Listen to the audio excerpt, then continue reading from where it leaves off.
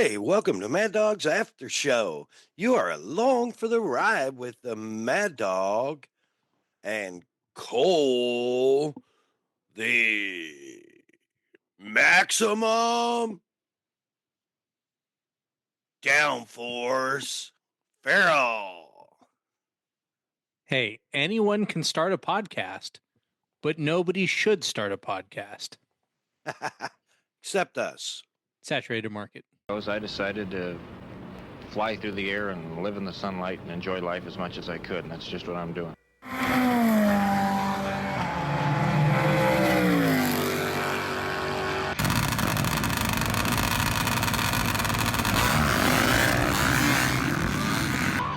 it's happening. Everybody stay calm. What's the procedure, everyone? What's the procedure? Man, oh man. Love to hear those inspiring words from the incredible Mr. Evil Knievel, flying through the air, living in the sunlight, and enjoying life.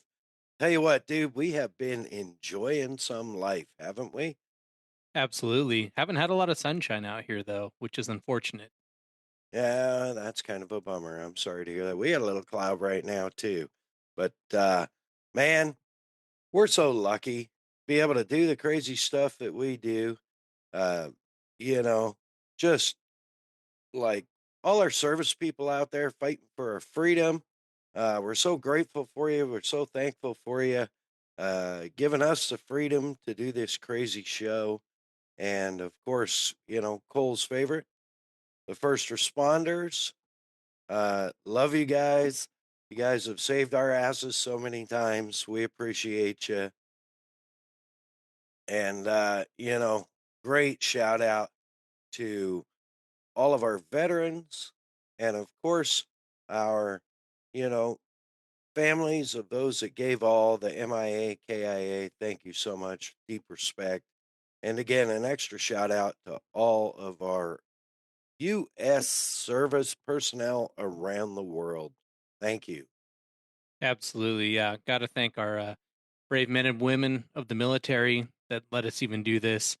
And our first responders, I think they also go underappreciated. I live right next to a fire department, which my wife loves, but here in Southern California, like a clock, you can set it. The rain starts and the siren starts. So when we're all trying to sleep and trying to relax, those men and women are going heavy for us. Yeah, absolutely. They're great people for sure. And speaking of great people, how about the great crew over at Kicker Performance Audio? Man, all your 12-volt needs, premium marine needs, off road needs, motorcycle needs, and we're going to touch on that in a bit. But you can find them online, kicker.com, on Instagram at Kicker Audio, on Facebook, Kicker, every other Tuesday night live at 7:30 Central, on their YouTube channel and their Facebook at Kicker Unmasked Live TV show. Great show, informative, lots of good stuff there. Of course, Bomber Eyewear. Tommy and his gang have got it dialed, man. So many different frames, over 40 frame styles. I don't even know how many lens combinations, but you can get everything from a safety glass in a clear tint to an amber to polarized dark smoke safety lens. Keeps the bugs out of your eyes on the lake, and if they fly off, they float. Find them. BomberEyewear.com or on Instagram at Bomber Eyewear. Be sure and check out their new goggles series. It's pretty bitchin'. Of course, Assault Industries, Assault UTV, and the gang over there, always creating the most premium off road accessories for your off road vehicle. Find them online, Assault Industries, that's assaultind.com, or on Instagram at Assault UTV. And of course, our man Cole and the Premix podcast, sharing his passion for all things desert racing through the lens of a camera, and available later this year to MC or announce your event. Slide into his DMs at the Premix podcast on Instagram. That's the @ symbol. ThePremixpodcast. Wow. And send him a message. Get him booked now before it's too late. You got to wait till 26 for Shutter and Whirl for all your video, audio, and still photography needs from pre-production all the way through post-production, TV commercials, whatever you need. Find her on Instagram at Shutter and Whirl. And of course, if you click the link in the bio, it'll take you right to their website. Hey Geeks Marketing has us covered for all of our logo needs, business cards, designs, uh, social media, templates, our website, all that. And she can have you covered too for all your website needs, social media needs. Yell, Hey Geeks, or find her online, heygeeks.com, or on Instagram at Hey Geeks Marketing. Woo! How was that? That was smooth, and that was one try. So that was Yeah, beautiful. yeah. Little Well, behind the scenes for you there. they don't call me one take for nothing, bro. Wow. Uh, dude, leave it alone. How you been? Where do you want to start? Dude, I don't know. Like, I've been on the road, so Yeah, let's talk about you. what's on the tip of your tongue? All right, we'll start Oh, with me yeah, start with you. because I'm just a professional observer at this point. We just had the Mint 400 last weekend, and man, I learned something about myself when it comes to the Mint 400. Oh, do Um, tell. so congratulations, Adam Householder, back-to-back wins overall on Saturday. It's a big deal. Friends of friends, I would like to say that the one day I went testing with them in 2020 is what caused these back-to-back Mint 400 wins. Can't confirm, can't deny, but Undoubtedly, in my mind. but we'll call this a compliment sandwich, right?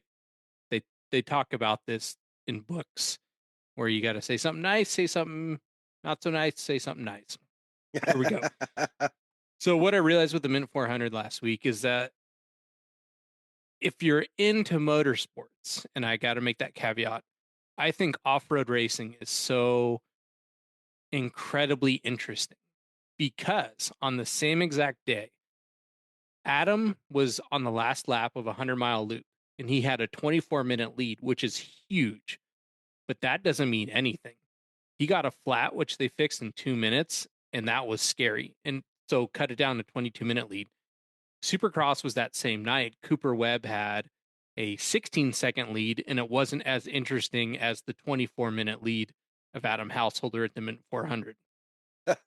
I don't know how to explain that to people who aren't into motorsports, but to explain that a 24-minute lead feels scarier than a 16-second lead. Anyway, so middle of the sandwich here.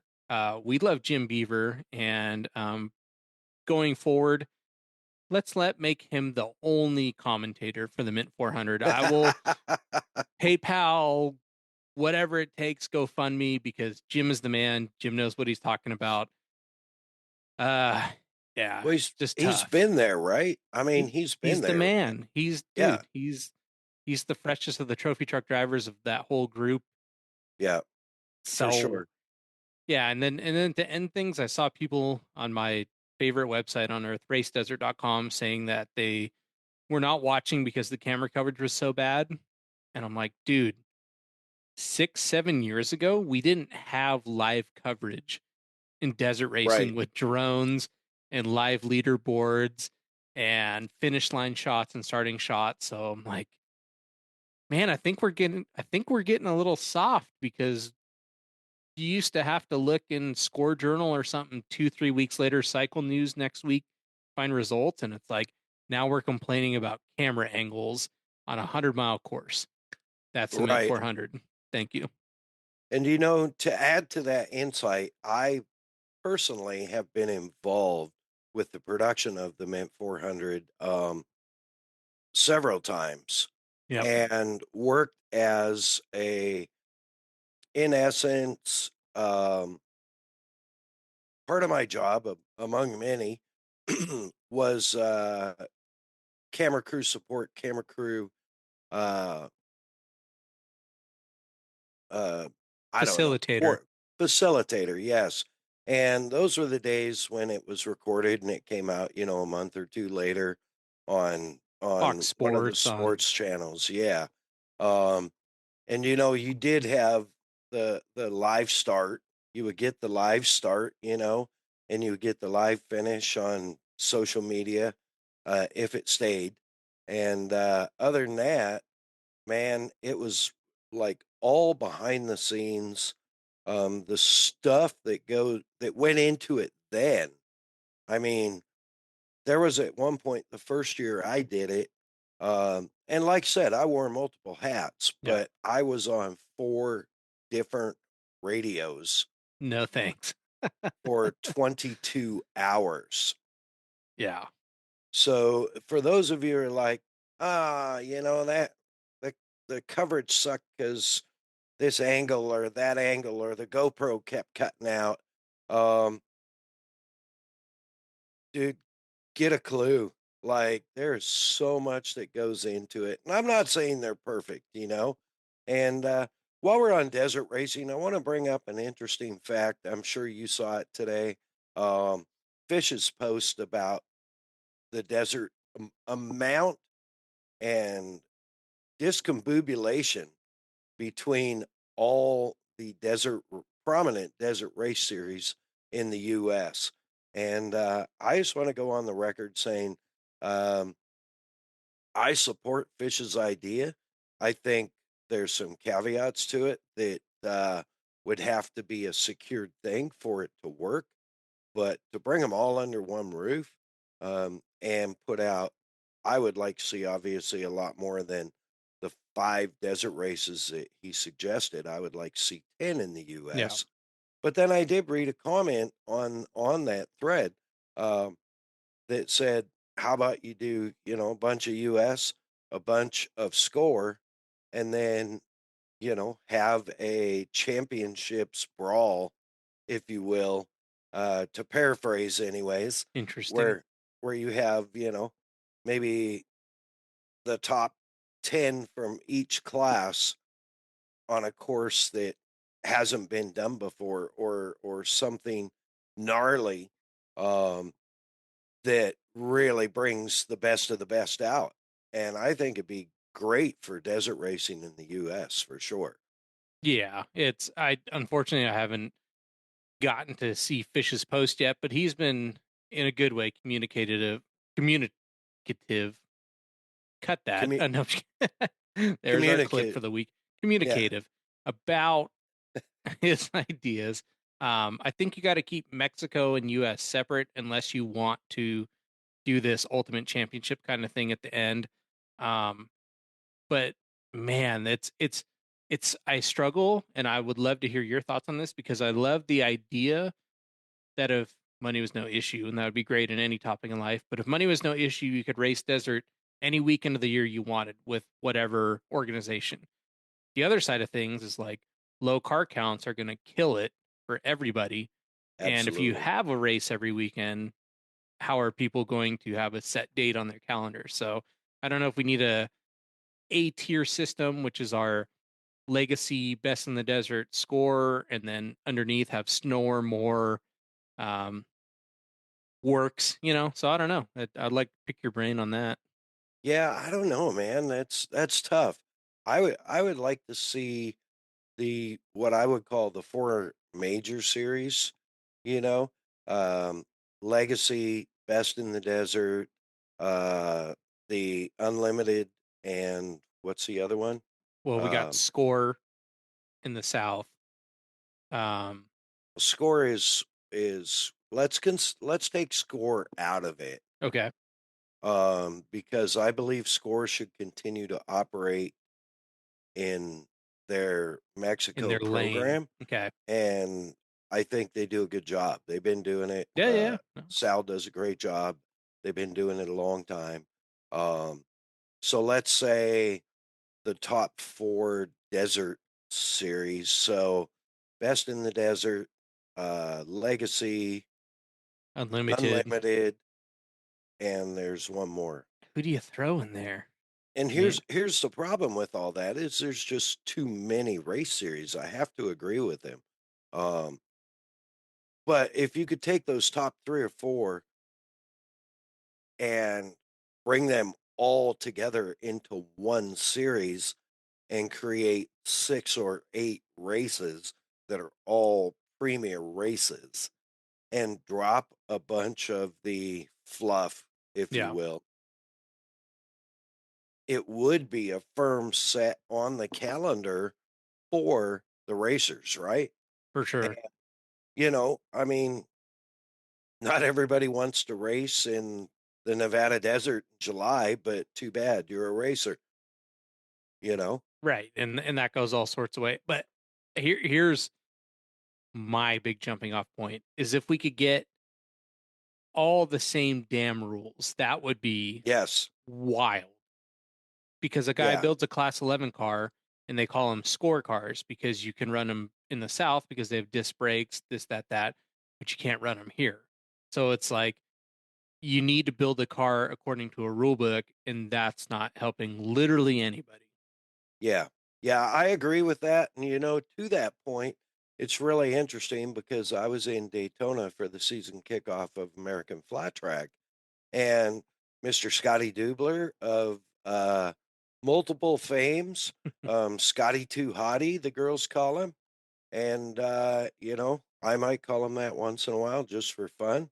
Generally, I call him the guy with the great smile, the good hair, and the fantastic voice. But, anyways, him, many Cam, uh, from American Flat Track, many of us were just kind of talking about ideas, and you know it's a very similar thing with American Flat Track.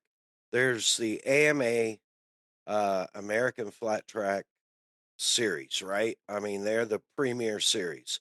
Pace you can go. Yeah. Yeah, but there is no universalized feeder series like there Interesting. is, say, in motocross, where um you have all these tracks around the country, all these events around the country, but they're all running on AMA rules. Literally districts. Yeah. Yeah, yeah. And there is nothing like that in American Flat Track. And we were talking about the concept of trying to get all these promoters, CTEX, Corey Texter has his own series. Um, several couple of the other riders promote their own races 2 or 3 times a year. Um, but they all operate under different rules and different classes. So it's much like the conundrum with current desert racing status in the US, where you have all these series that all have different rules.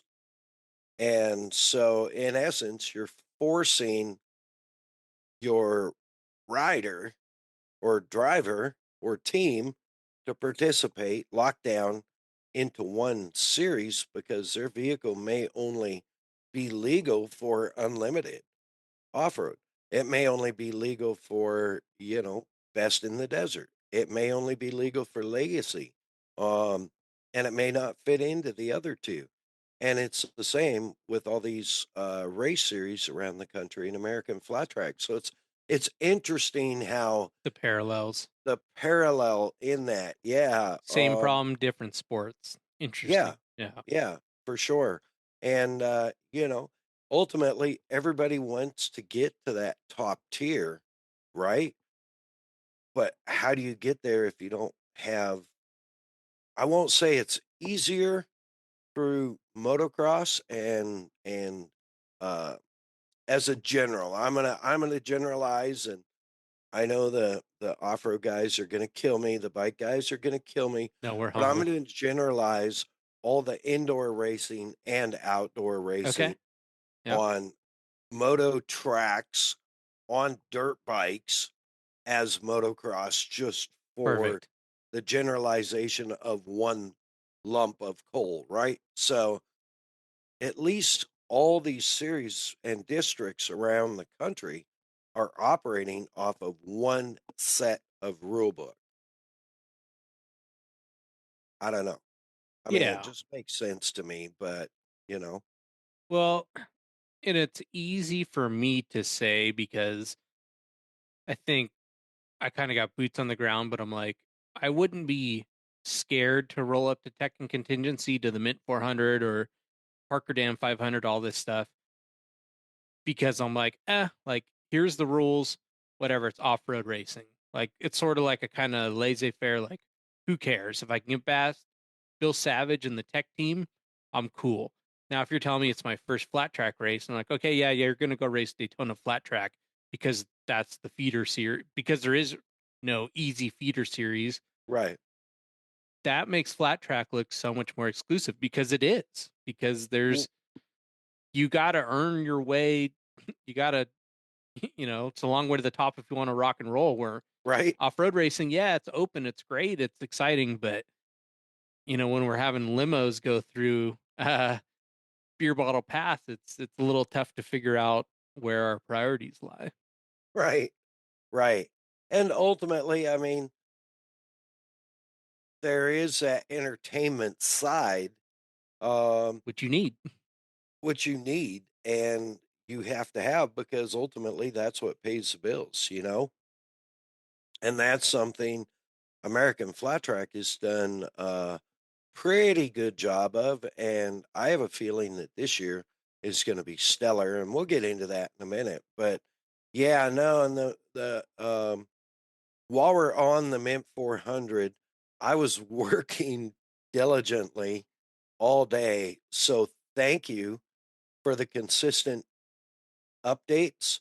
Um, there was multiple times I didn't even get to my phone to check social media and see where people were at. Um, and you kept me in the loop, man. So I am grateful for that. Yeah, I was Ho- just excited, to be fair. yeah, no, it was really cool. And we had some good friends. We had some good friends and friends of the show racing, Mitch Guthrie Jr., of course, and he showed well most of the race. I don't know where he finished at the end, but I will look there, that up, but I know yeah, there was he was in him, contention for a long time, and then something happened. Dustin Jones, my good friend Ryan Piplick, um, Ronnie Anderson. I know they had a tough day. Um, Sierra Romo didn't have a great day, um, and Mia Chapman, multiple time after show veteran, Yep. uh, raced, and my good friend Bobby Van Beekum, soon to be on the after show, um, in one of his cars.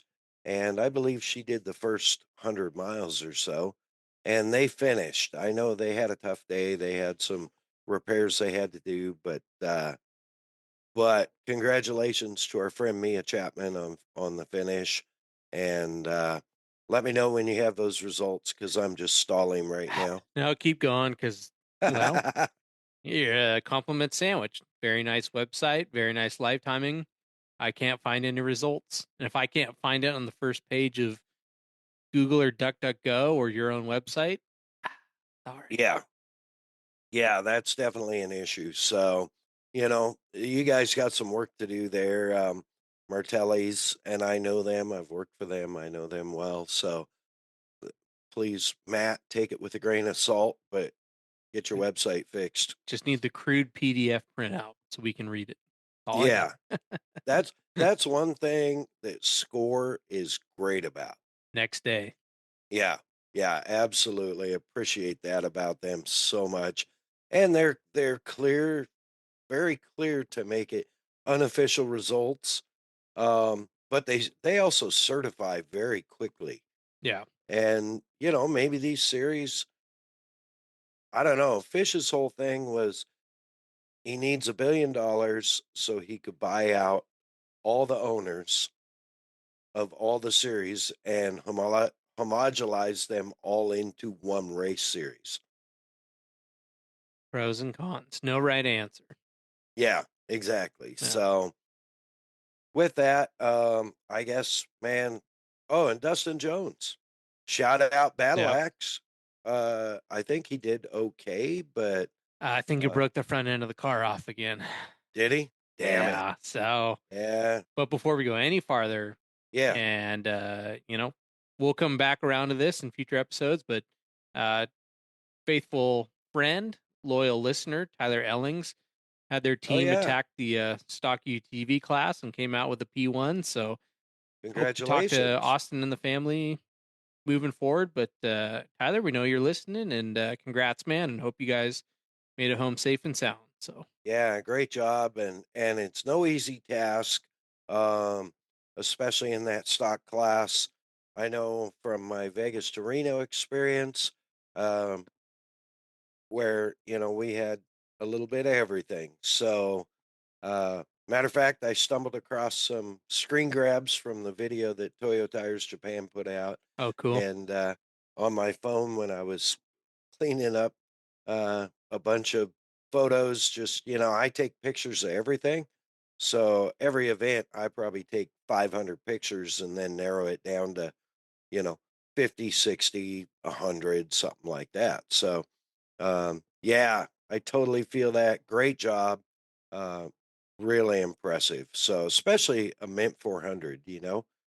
Yeah, imagine coming down the hill and oh, we're gonna do the Mint 400, and oh, we won it. I know it was not that simple, but just Right. on Yeah. paper, it makes me laugh. So Yeah. Well, I mean, D. Jones, Battle Axe Jones did it his first year in the Mint 400 in yep, a Can-Am. Uh, thanks to the extra horsepower added by Muzzy's Performance at the time. So that was my first sponsored Mint 400 win. yeah. And it surprised everyone. It was pretty amazing. So, yeah. Speaking Um, of amazing, are you a Florida resident now, or what's going on? Man, dude, holy cow, what a trip. I'll tell you. Yeah, 12 days out, 11 days in Daytona, Wow. basically.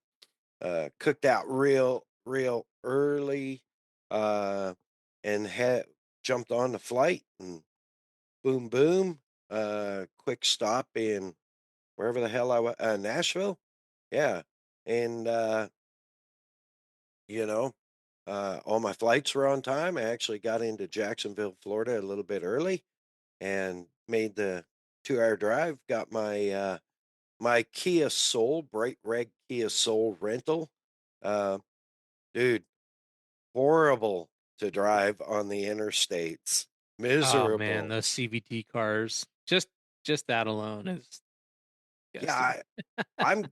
it kind of felt like a CVT, but I think it said it had gears. Okay. Like you could put it in sport mode and it had gears, but Oh, maybe it was just that gutless. I don't know, but it's on, the rental cars, of course, you're not going to get the sport model like Keeks has that has a little, wider tire and a little better stance. Um, so the bone stocker, they're pretty miserable to drive on the interstate at 80 plus miles an hour. Um, Almost 90 at times, just cruising along with traffic. And I'm like, oh, yeah, they don't waste any time getting north and south there in Florida, man. 70-mile-an-hour speed limit, and I'm moving with traffic at 84 and in the middle lane because the fast lane is doing like 90. man. They say the best drag racers come from the East Coast, so Yeah, well, just maybe more that's proof. it. But yeah, man, I stayed. I want to give a special shout out to the entire crew over at the Hyatt, uh, World of Hyatt, Daytona Shores. Staff was amazing. Typical kind of older coastal hotel, but the staff was amazing.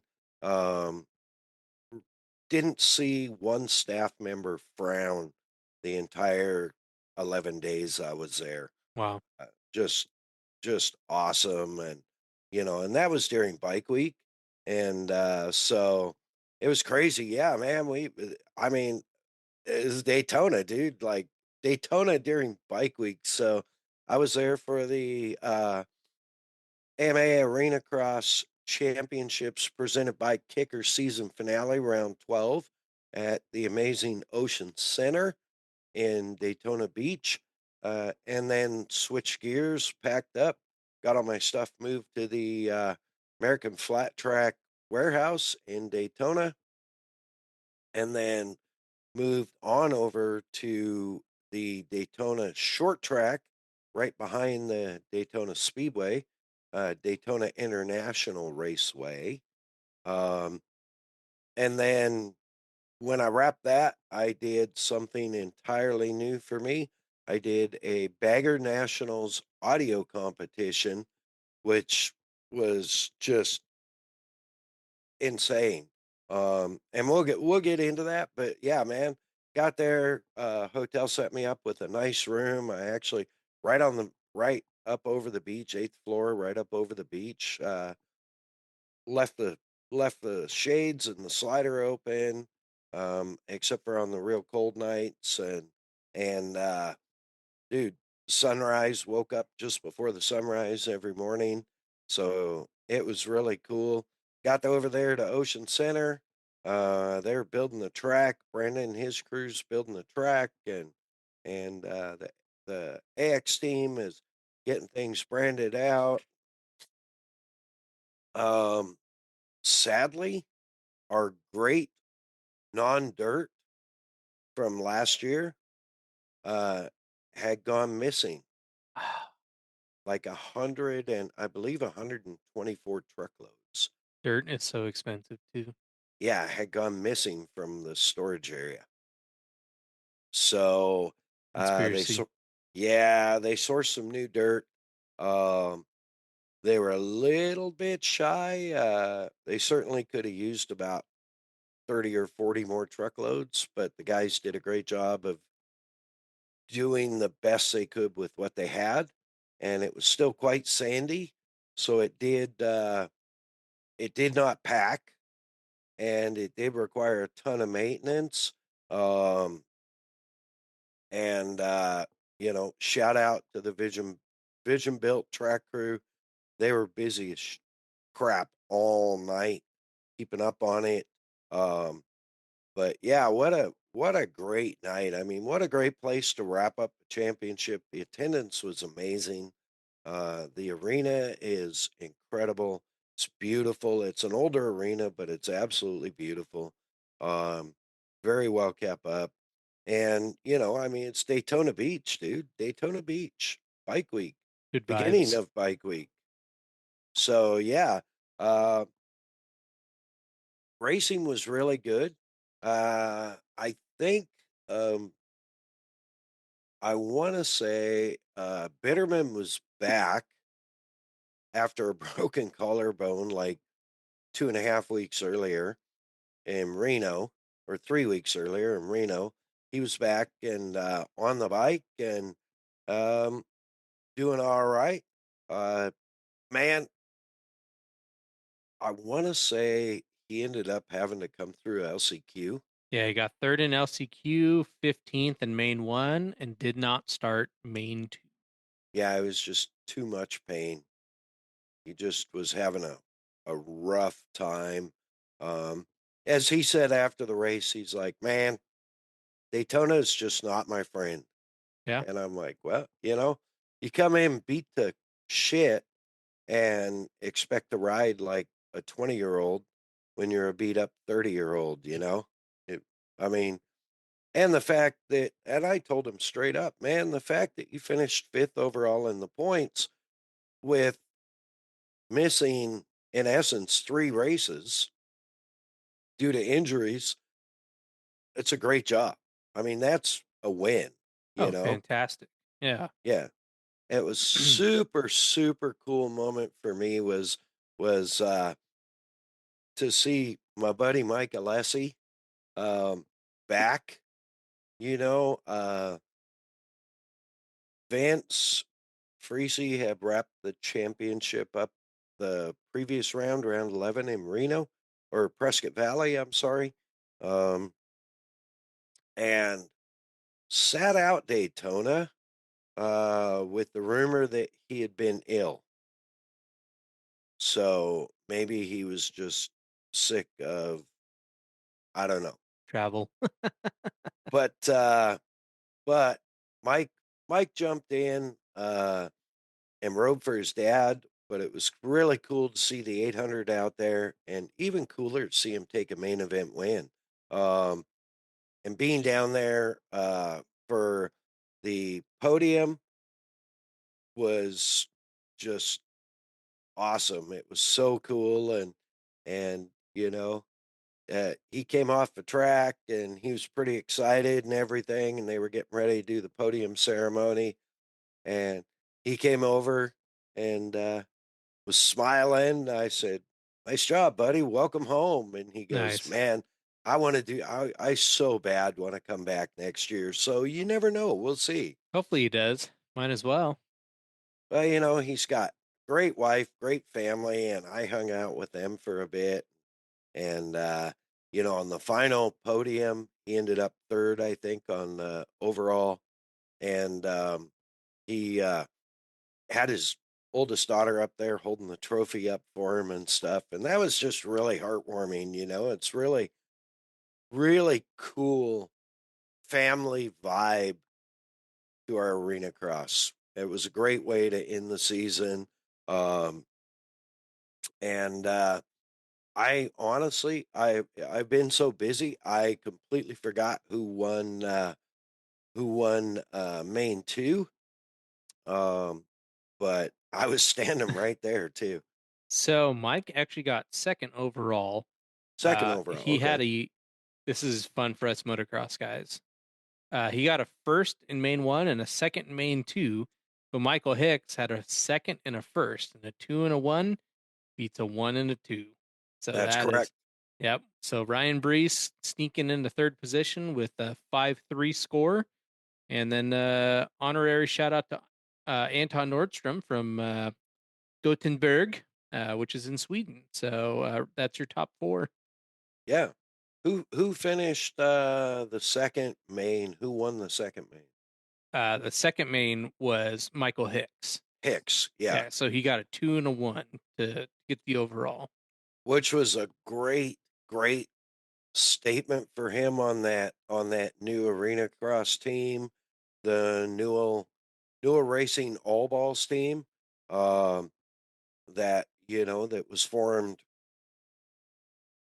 mid just before mid season and signed Michael. Um, and he's a good kid. So it was, Most importantly, yeah. yeah. And you keep in mind, he rode more laps than anybody in the series because he raced the X Pro class. Oh, I was wondering where you're going with this. Okay. Yeah, he raced the X Pro class also. So he actually raced at least two heat races and four main events every race. Well, he's your ex pro champion And yeah, there you at go. 187 points. That Beating Stark, Justin Bogle. Yep, and the Stark.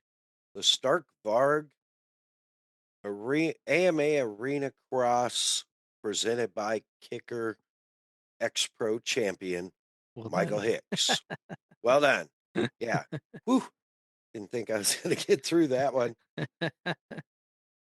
But yeah, no, dude, there was just so many cool moments there. And I don't want to spend too much time on it, but it was just rad. And um, it came down to, after they did the overall podium, then we did the championship top five presentation. And I am truly honored and grateful. Thank you, Kicker, for letting me be a representative and kind of be the face of Kicker for that series. And I was truly honored to present the trophy. And I'll say it again. I'm going to eat crow. I'm going to eat my words. Vince Freeze earned it. He had to be there. He had to win. He had to have the most points to win the championship, and he earned it. So um, take that for whatever you want. No matter he earned it. No matter what you say, Yeah, he's the yeah. champ. So Yep. Absolutely. You know, it was really cool. They handed me the trophy before they started the interviews, and I don't know if you've seen the pictures, but that trophy was significantly sized. that was big. That looked like an Ontario Hockey League championship trophy or something of Yeah, it was substance. It was like impressive. Stanley Cup size, right? Yeah. And and it was heavy. And I You made it stood look there. light, so well Yeah, done.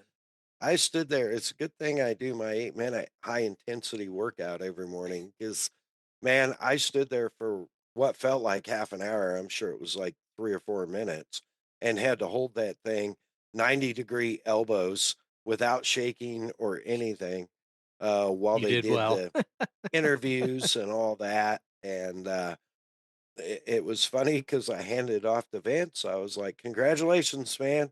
You earned it." Handed it off to him, and he was like, "Holy shit, this is heavy."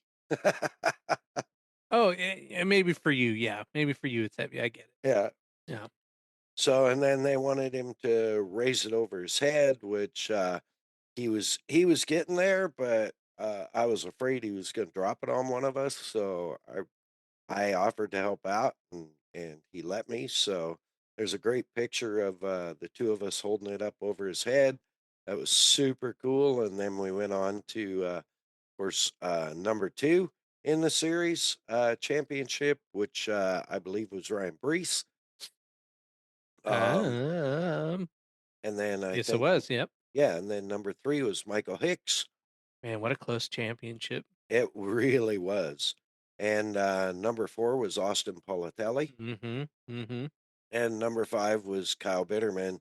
Um, and I've become close to a lot of these guys, so it was a real honor to hand them their trophy, their plaque, and ultimately their big check also. So it was really cool, and yeah, I just really super super blessed to be a part of it. Justin, Jetworks, and his team, and their on the ground coordinators, uh, Scott Tokes, what's up, buddy? And Shannon. Just so grateful for all of them.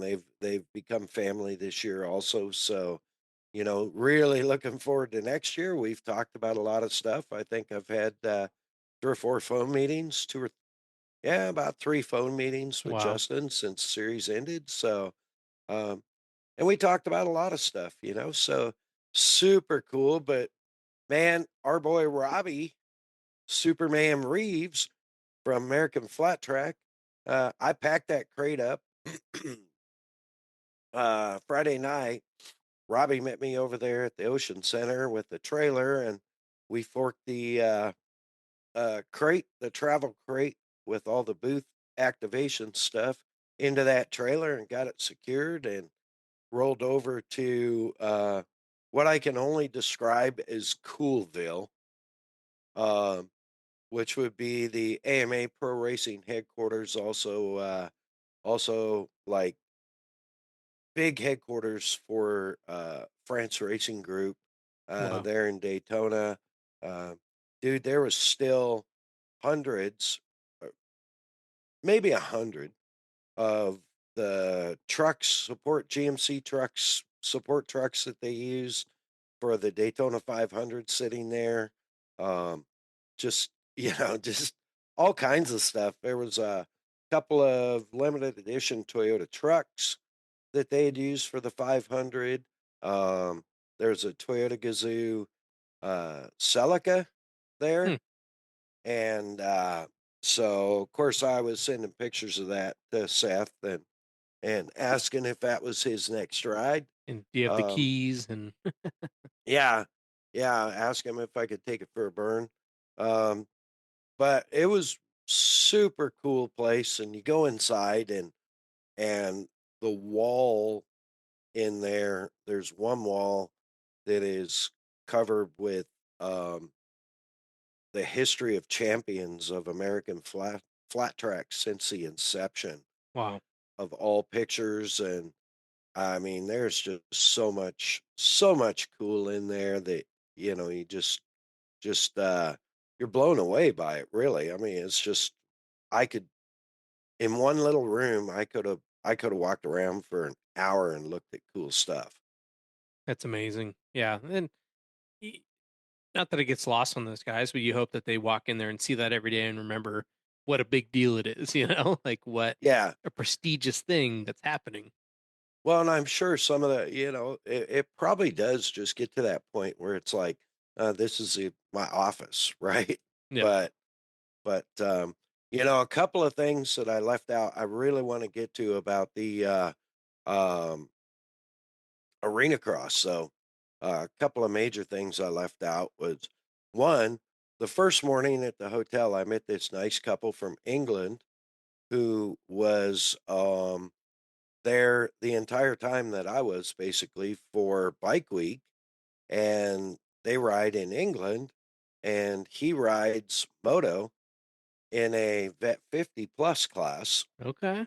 And so we were just started a conversation at breakfast, and they invited me over to sit with them, and I found out the ride, and I got them into the arena cross races with VIP No passes, and way. also, yeah, and also got them into American Flat Track with the VIP treatment all the Oh way to the my gosh. hospitality, dinner, the trackside tent, the whole bit. Dude, you So, might have made their vacation because they're going to be back in the pub trying to explain to their bros. They're like, yeah, we met this nice guy with a high and tight, and he just got us into everything. yeah, it was really cool. We actually spent quite a bit of time together. We ended up I took them to I'm guessing their first real American diner. Okay. Uh, there was a old school American diner right across the street from the hotel, and I was like, "Hey, you guys want to get breakfast tomorrow, one of the days?" And they were like, "Yeah, that'd be great." So I took them over there and had good old fashioned, you know, it was pretty crazy American portions and Where's and the beans and toast? And you're like, ew, yeah, no. yeah, you know what? That was it. They were telling me I had no idea. I'm dude, you just blew my mind. I had no idea they serve beans with breakfast in And blood England. sausage. Ugh. Yeah. Yep. Yeah, that's what Nikki was telling me. So, Carl and Nikki, Shout um, out. shout out. I love you guys. We had a great time. Uh, when we get done recording tonight, um, I'm gonna go sit out on my patio and smoke one of those fine cigars you bought me, and I Nice. appreciate it greatly. But we had a great time. It was just so cool, and they went to the 200. Um, and really lived it up. I think they had a great time. They're now home safe and sound, and we've been messaging each other That's so even cool. since they've been home. So I think we're lifetime friends, and hopefully someday we'll get to see them again. Um, while I'm talking about friends and great experiences, uh, of course, Super Mario. Oh yeah, you saw him? My dude, yeah. Well, I found out he was going to be down there for a Red Bull um, celebrity event, Okay. like celebrity rider event type of deal. And I was like, "Hey, you want to come to Arena Cross?" And he's like, "I'd love to." So I got him VIP tickets, and he came out. We had a great time. Mario, shout out, still slamming the Red Bulls. Um, so Yeah, trying to support Mario and my Red Bull team people out there, so Family. Red Bull family. Red Bull family, well put, yeah. So, man, it was crazy, like, I got wrapped up, so Arena Cross Day was like, I think I left the hotel at 7:45, found this great donut place local. It was about 20-minute drive from the hotel and then about 18 minutes to the Ocean Center, but King's Donuts, Daytona, and dude, it was so good. Service was exceptional. Took great care of me. So awesome, and got over arena, man, and it was race day, and boom, and by the time we did all the championship stuff and the pictures and the videos, and then I had to go back and pack the booth down and get it ready to travel. Um, I think I got back to the hotel at like 12:08 in the Okay. morning. Wow. All right. Yeah. Yeah, and then I had to meet Robbie back at the arena at 8:30, so, Had to. You um, got to. I Got to got meet to. Rob. Yeah, I love Robbie. Such a great dude. Uh, yeah, man, so we went over, and I spent quite a bit of time over there at, Daytona at AMA Pro Racing HQ, and then, uh, yeah, that was about Robbie and I went to lunch at this cool place called the Ford Diner, which was pretty cool and good food. Mediocre service. Sweet tea was so-so, but the food was Okay. good.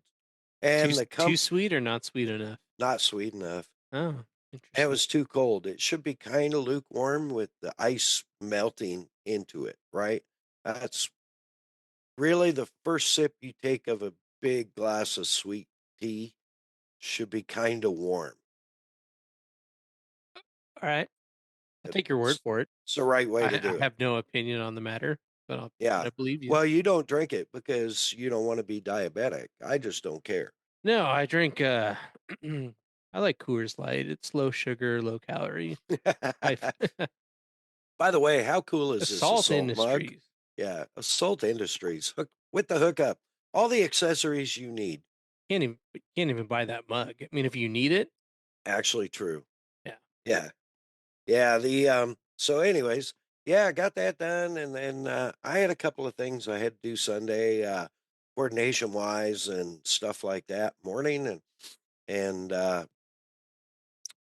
I went down to Main Street Sunday afternoon. I actually took the afternoon off, Wow. worked Sunday morning, and Carl and Nikki said they were going to be down there in the afternoon and hook up with them if we could. So I hooked up and we walked Main Street. It was busy, busy, How cool. busy, crazy, so much fun, so many bikes. Saw my most favorite bike ever, that original Kawasaki H2 750, three-cylinder, two-stroke in blue, just like the one I used to ride, the blue and blue. The Yeah, memories that came back, huh? dude, it was insane. Because when I rode that, I was completely illegal to be on the street, right? So, and I was riding all over Seattle. Yeah, but you could totally register it in like Havasu, right? Well, yeah, no, I mean I was underage at the time. Well, yeah, whatever. It Bygones be doesn't really bygones. count I'm saying now now. there Yeah, could there could be a new pony in the stable. if I could find one, I would add one for Okay, sure. Um, listeners, jot that uh, down. yeah, keep your eyes Keep your open. eyes I out. mean, you know, maybe good old Rob Mack will find one up in Canada and hit me up and say, "Hey, found a deal." So if you're listening, Then we'll Rob, podcast from the road. That'd yeah, be fun. ooh, we need to do a road trip together. That'd be How fun. fun would that be? Yeah, Yeah, because we don't need to stop. We no, won't shut up. right? I We can just, drive at night, so yeah, dude, that'd be rad. We need to do that jot that sometime down. for Jot that sure. down. All right. Yeah, yeah. Make a note. Let's do it in the grinder because Yep. I mean, evil can evil. Yeah. Badass truck. Duh, Boom. right? Got it. All right. So, okay, cool. Um, yeah, man. And then it was just like Sunday afternoon, Monday, I had meetings, stuff I had to do. Uh, Tuesday, stuff again, meetings, uh, dinner, and whatnot. Uh, Wednesday, I actually went out to the track Wednesday, um, just to scope out the situation. And no, Tuesday, after my meetings, I went out to the track to scope out the situation and then actually walked I don't know what they call it, the The Grand midway, the Midway. Yeah, I guess you'd call it the Midway, right out in front of Daytona Speedway, um, in the big parking lot out front. every bike manufacturer's there. Um, they're doing demo rides. I mean, even the non-bike manufacturers like Slingshot and Can-Am had their three-wheelers, their tricycles out. Um, V8 Bikes was there, Boss Hoss, uh, uh, man, everybody. And of course, got to spend a little time with my good friends from Motor Trike. By far the most superior three-wheel conversion out there. Dude, they're Jeff and his team have are brilliant.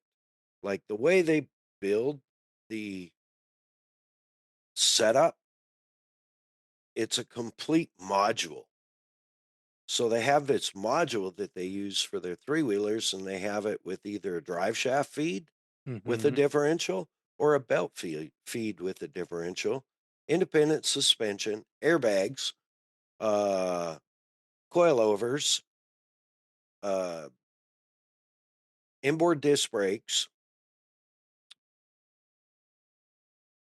and it's not that heavy, and everything is in one unit, What a right? trip. Okay. Yeah, even the compressor for the airbags, the ride sensors, all that. Yeah, I'm having a hard time wrapping my head around this. I'm gonna have to check out the website. Yeah, yeah, check it out. It's just, dude, it they do an amazing job. It really is just crazy. Um, I like I don't even know if I can explain, but it's a module. It's like just all one unit, right? It's just what Um, you want. yeah, super Now, cool. if I talk to Cam and I beg and plead, can we have a trike class in American Flat Track? Oh, dude, you know how sick that would be? I That would don't be care about the so danger. rad. I don't care about I just want to see good trike racing. Well, there's several of the independent series that run flat track around the country. I sent you a picture, Oh my gosh. Okay. right? So the first photo looks like a Formula One car with steel or square tubing. Yeah, The second photo looks like the craziest go kart I've ever seen. yeah. It's incredible. They're genius. I mean, and that's the entire unit. Is that so? Was that a wheel slip sensor? That 6-pin deal coming out the back? I mean, this thing is either way, it's I don't intense. know. It's great. It's yeah, it's very, very impressive. Very well thought out, impressive piece of equipment. Anyway, so I went over and saw some of my buddies over at CF Moto and checked out the new Ibex 450. And, I might be a rider before too long. So That'd be fantastic. It's good for your body, good for your mind, good for exploring, it's good for safety. I've I've heard a lot of good about the 450 and seen them firsthand, especially the one in blue. Really, really grabbed me by the heartstrings. So, Can you imagine uh, how that thing to rip around your house? That would be yeah. And for those of you who don't know what I'm talking about, Google CF Moto, all one word, USA, and check it out. Uh, I don't want to KLM get use anyone in trouble. It looks a lot like popular another touring bike. You know what I mean? Looks great. Looks good. yeah. And it's Um, affordable. yeah. And I did see, I think it's like retails like It, MSRP is like $6,400 or it's something. cheaper than a 450 race bike. Yeah, considerably. Um, but yeah, man, that was a great time just wandering around, seeing some old friends and looking at some of the new stuff that's out. Um, was really cool. Honda had a beautiful display. CF Moto had a great display. Of course, Kawasaki, as expected, unbelievable display. Um, Harley, I just kind of, I looked, um, but and Indian, I looked at their race bikes they had out, like the baggers. Um, they do make some good looking street bikes, small street bikes, and so does Harley really. Um, and Harley has jumped into that adventure market, and I don't remember what they call that. Um, their adventure bike. Um, but it's I don't know who signed off in the front end design, but that thing is fugly. Yeah, I remember the renderings weren't good. Yeah, no. Yeah, what in the world is that thing It called? it has to hold the trophy. I Oh, mean, the Pan America. Pan America, yeah, it has to. It is the undisputed champion of the world of ugly for adventure bikes. Listen, Harley, I know you wanted to sponsor this podcast, and we say no. Yeah, yeah. Stop. Not Fix the. even respectfully. Give it a nose job, and we'll talk. Bring back cool stuff and then Right? slide into our DMs. Yeah. There you go. So yeah, that was a good time, and then man, it was off Wednesday again out at the track, um, and intended to do some setup, but the wind was howling, so I jumped in with Brando, Robbie's kid, one of the operations guys, and actually helped string bike fence and put up signs. Boots on the ground, man doing some work. Yeah, just I hate to not be busy, so got that done and helped them out, and then went back to the hotel, showered up, changed, and had our uh, we'll get together with Cam and uh, some of the other American Flat Track partners. Um, it was really cool. Got to see Mr. Lance from the city of Sturgis. He's their sponsorship and promotions manager, has been for 9 years, I believe. Um, and so it was really good to see him and visit with him. And I don't know if you're going to be able to see this, but he he gave me this. Oh, check that out. All right. It's Keep like a that on the very desk. very limited Wow. edition Sturgis. The ride, the roar, the rally. Wow. Yeah, very limited edition Sturgis coin, I guess you'd call it, or medallion.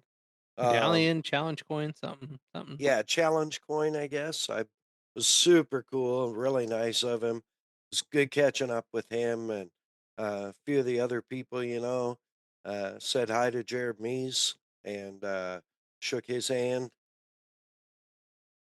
Yeah. The flat goat. And there's yeah, a 9 time for sure. Yeah, Um, and so, it was we just had a good time, man. We good. hung out at this at the Daytona hotel. Uh and they have a really nice bar and restaurant up there on the second floor, and we hung out there, Blue Flame it's called. Uh bunch of super cool racing machines in there, and so yeah, that was really neat. Had a great night. Packed her up, and Thursday was race day, and got out to the track nice and early because I figured, well, we're going to try and set up, and hopefully the wind will let up, and the wind did not let up.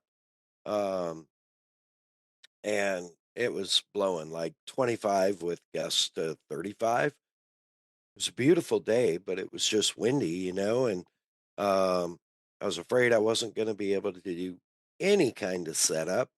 And once again, Robbie Superman Reeves, man, he saved the day by letting me use the what was going to be the autograph tent for their grand marshal, which happened to be strapped, weighted extremely well and strapped to a fence.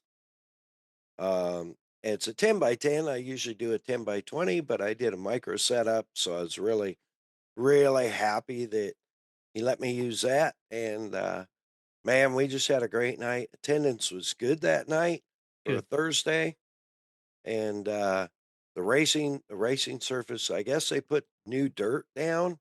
They call it moon dirt. A lot of the riders call it moon dirt because it's almost white. It's really interesting surface. Um, but I guess they put all new surface down like 2 weeks earlier, Hmm. and they hadn't really been working any water into it or anything. Um, and so the guys were working their butts off to get the track right and get it good. Um, and the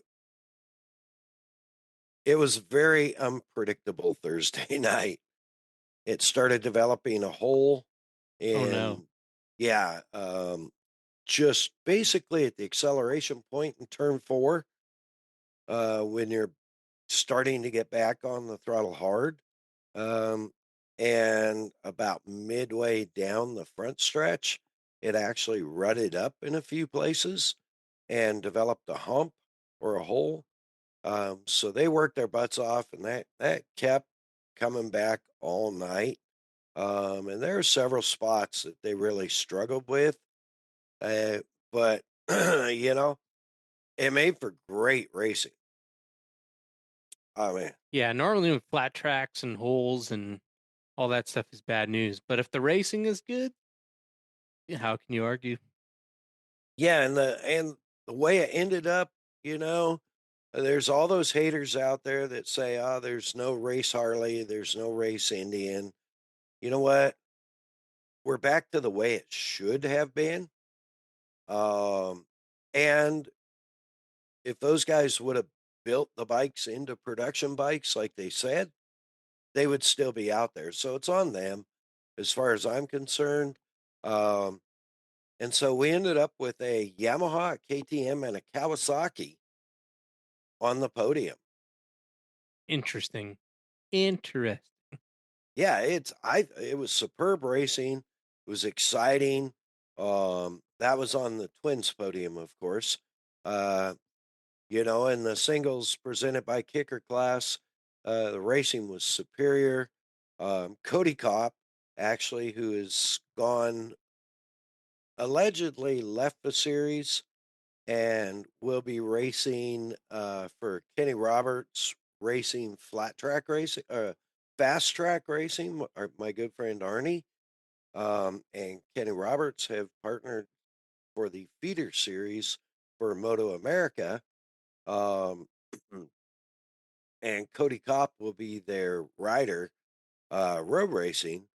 But he broke out a KTM one more time for Daytona 1 2 and had no problem showing them what the number one plate was about. There you go. I like it. He actually, I don't remember if it was Thursday or Friday, but he got buried in the start, way back in the field. Um, Maybe even went down and rode his way all the way back up to first. The legend. Yeah. Yeah, and Friday night, I can't remember the guy's name, um, riding a Kawasaki, but he led the first half of the first main. And I think he probably ended up just burning up his rear tire, but it was super good to see Kawasaki out there competitive. We expected the Yamaha to be competitive, but the KTM was very, very competitive in the twins class. Um, Shows a lot of promise for a lot of good racing, you It, know? it's so funny to read the top results: Yamaha, Harley, KTM, Kawasaki, Suzuki, Royal Enfield. I mean, Yeah. interesting time, different times, challenging times, but very interesting times with these manufacturers being in the premier class. Yeah. And the Harley is I believe one of them. I think the XG is the race only, and the XR is the production unit. Interesting. Okay. It should say at some point whether he's riding like a XR 750 or XG, but anyway, whatever it was, it's the one that everybody said couldn't be competitive. And there it is Yeah. on the Well, and podium. dude, to that point, Slam and Sammy Halbert last year in 2024 went out and kicked their butts On like a with 70-year-old motorcycle. yeah, well, 15 or 16-year-old, Yep. but had been in storage for 15 years, 17-year-old bike Harley that had been in storage for So 15 epic. years So good. and came out and handed them their ass for most of the race. And so, they can be competitive if you want to put the energy into them to make them work, right? So it's like so much, back Rob Muzzy used to tell me in road racing, like when he started with the ZX7 program, it was a bike that wasn't really capable of a top 10. But through working with it and a combination of brilliance and perfect parts, Best parts. Yep. yep, it would, all of a sudden they were the king of the world for years, Came alive. literally. You know, they ruled every country in the world. So, um, and that was, huge kudos to Rob because he made it happen. But, it was really cool. Speaking of Kawasaki, I ran into John Rawl, who is officially retired. And we did talk about the new uh, Kawasaki side by side that will be released soon. That yes, folks, it will be supercharged. If you have been living on the moon or in another genre for or dimension for 2.5 weeks, when spy photos started popping out, which I think they brilliantly leaked intentionally. Um, and that car actually ran in a UTV Open class, I believe, at Mint 400, and did finish top 15, which, brand new car, brand new power plant says something. It's what you expect out of Kawasaki. But yeah, there's, that H2, the current H2 and H2R, H2RR, whatever you want to call it, that motor in stock trim is three capable of 310 horsepower. So Nuts. Yeah, and that's on the safe mode. yeah, so let's see what the side by side comes out with. But I would be surprised if it was less than 265. So um pretty impressive unit and a proven unit. I can tell you for a fact, I know they've been testing it for a long time. Um, let's just say that. So, and good on them. It's cool to see them jump into that market. I've got a soft spot in my heart, in my head for Team Green. So, um, I'm excited. But moving on, Friday night. Oh yeah, coolest thing. Um, got the kids over at American Flat Track. Check that out. There you go. Yeah, that got me into the VIP uh viewer area and and Mr. Jojo from Giuseppe's great food both nights. So super happy for that. Thank you, Tiffany and gang. Looking after me. Had such a great time. And dude, the American flat track stuff was just sick. I mean, it was great racing. They worked their butts off on the track all day Thursday. Worked their butts on off on the track all day Friday. I was able to do a full setup Friday. Weather was gorgeous. Um, and the track stayed really consistent, Good. but it was really wet. So, Interesting. Okay. yeah, Thursday the riders are complaining about the track coming apart and holes and this and that. Friday, they're complaining because they're having to use tear offs. Whatever. It's good for everybody. but it was really wet. I mean, when they started, it was really wet. Like they look like they've been At in a mud, war. yeah, in a mud race for sure. But it was great racing. I mean, just what an amazing way to start the season. It was so good. And man, we wrapped that down. I said my goodbyes to everybody, packed the crate up, went and said goodnight to everybody, and see you soon. And and headed out uh, because I had to get over to Bagger Nationals at I had to be there at 8:30 the next morning to get set up, uh, which was really cool. Hard Rock Hotel, Daytona Beach, um, something I didn't know what to expect. I didn't know anything. I've never done this. Uh, I showed up, man. It was it was rad. Donnie, that was promoter, handled everything. Was just did a great job. They have lanes, what they call drag lanes, outside, and it is a SQL or sound quality level Okay. competition. They have all these classes, flyweight, lightweight, middleweight, heavyweight, and extreme weight for the bikes, and they're all based on how many speakers they have. Like, but there's bikes there in the extreme class. Most of the bikes, part of the bikes in the middleweight, most of the bikes in the heavyweight, and all the bikes in the extreme class were not riders. You couldn't ride them. Yeah, I mean, right. they're They're insane. just Yeah, purpose built. yeah, exactly. And there was one there that had 44 or 48,000 watts and easily, man, had to be easily 20 speakers.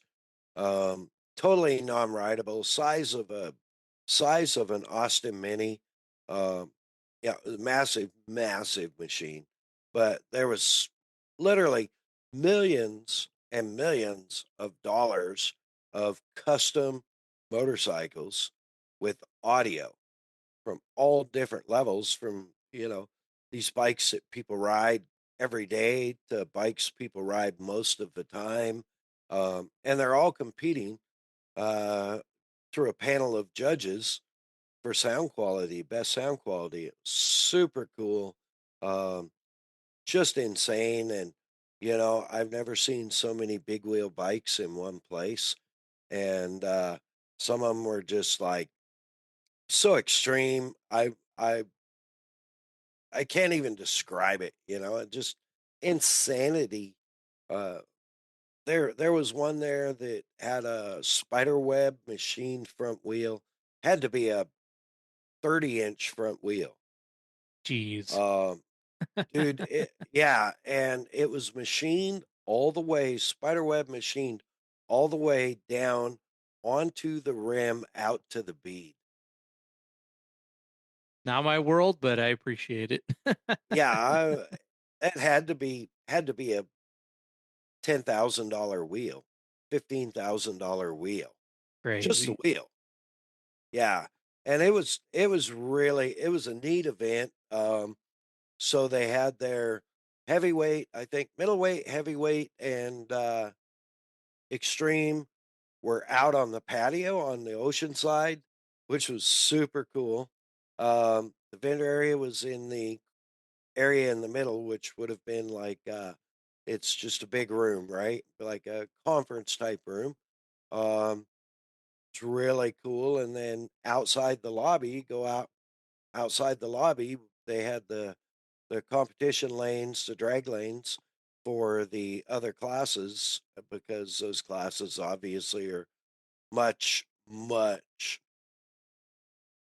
fuller, many more bikes, flyweight, lightweight are generally daily riders, and there had to be 12 to 18 bikes in each class. Wow, that's good. Yeah, Impressive. yeah.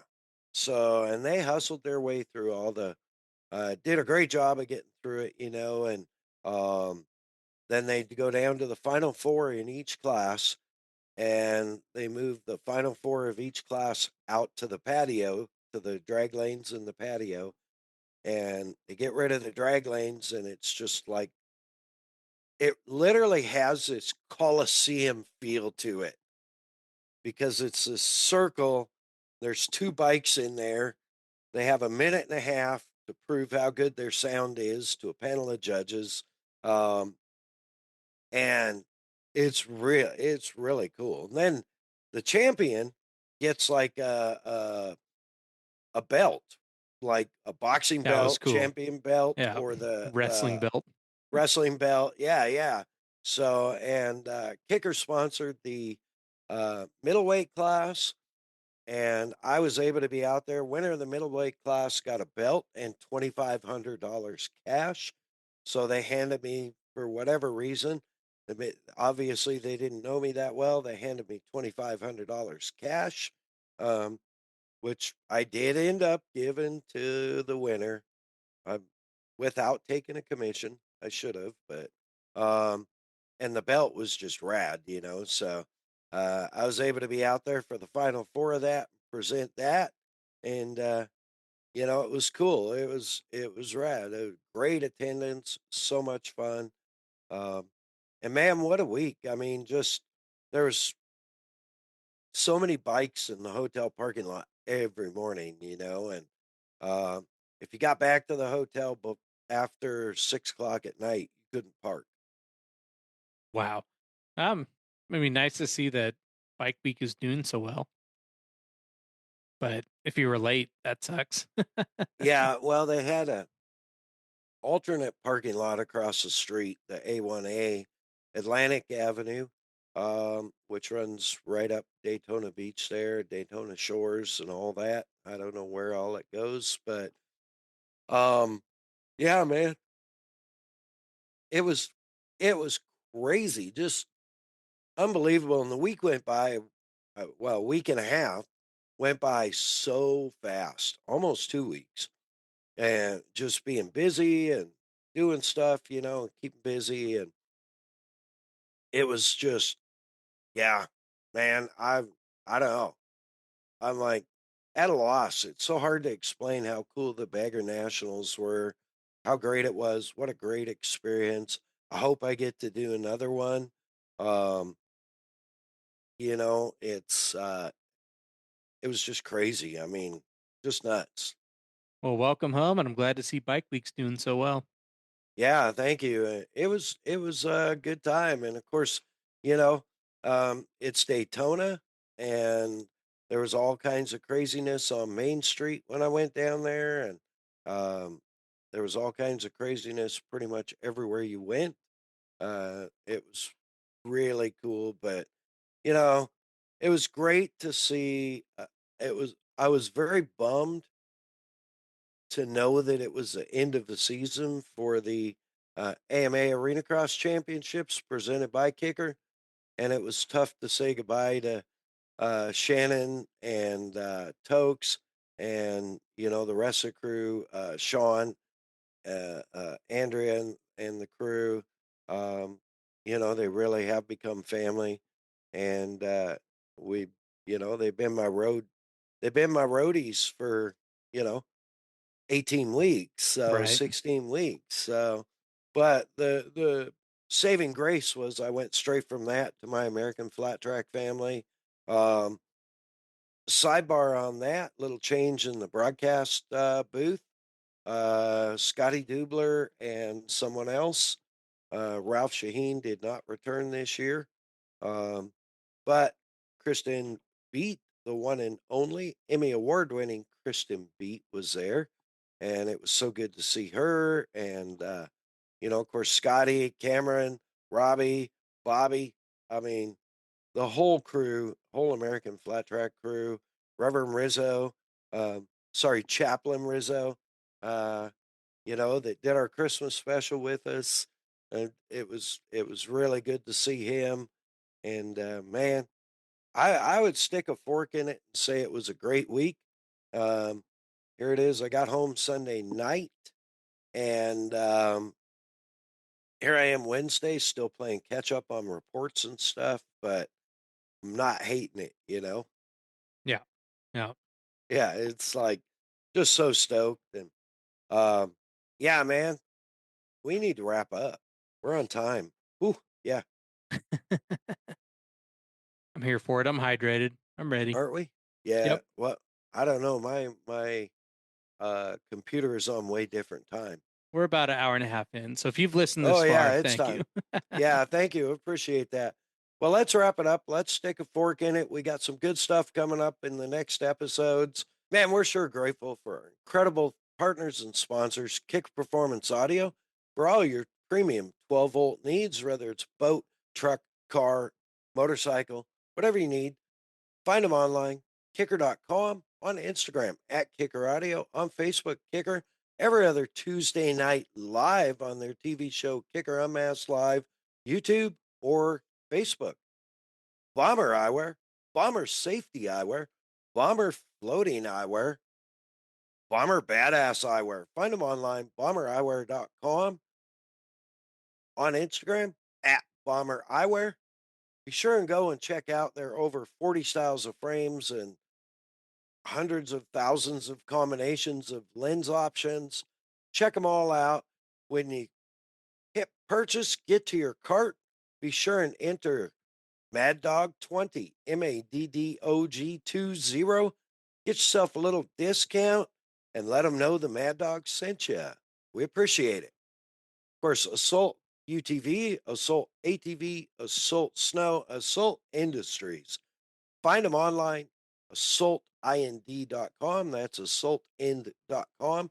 On Instagram at assaultutv for all your premium off-road accessory needs. The Premix Podcast, Cole sharing his love for all things desert racing, and also MC and announcer extraordinaire. Slide into his DMs at the Premix Podcast on Instagram. That's the @ symbol, ThePremixPodcast. For Shutter and Whirl, you can find her on Instagram.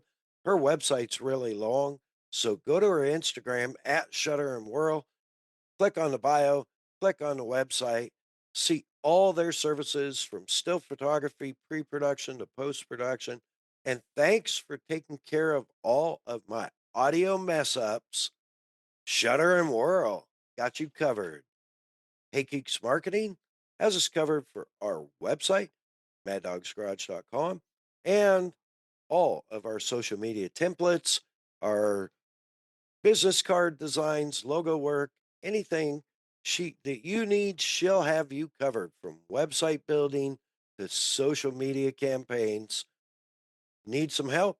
Yell, Hey Geeks, or find her online, heygeeks.com, or on Instagram at Hey Geeks Marketing. Man, Cole, thanks for sticking around. It's so good Thank to see you. you. I Welcome missed home. you. Missed you Yeah, more. thank you. Yeah. What do you got? Make sure to rate, review, subscribe on your favorite streaming platform. I got one race coming up next month that I will be able to announce soon. And I'm going to put you on the spot. Come up with a title for this episode in 3, 2, 1, go. Wow, Daytona Mayhem. Wow, Daytona Mayhem. There it is. That's all I Mayhem got. in Daytona. Nope. Wow, Daytona Mayhem was it. I love it. Cool. Great job. Man, so much fun. Thank you again to all of our U.S. military service personnel all around the world, our veterans and the families of those MIA and KIA, and of course, our first responders. We are so grateful for y'all. Cole, do the speech once more. Make sure to rate, review, subscribe on your favorite streaming platform. Smash that like button, leave us Well, a comment. And the guy that left a comment on one of our podcast videos on YouTube, Mad Dog's After Show on YouTube, I got something for you. Boop. Yeah. So, but no, seriously, thanks for commenting. Even the negative stuff, I don't care. I'll just delete the it. But algorithm. it did make me laugh for a minute. With that, man, God bless our troops. God bless our first responders. God bless our veterans. God bless you, our fans. God bless America. Mad Dog out.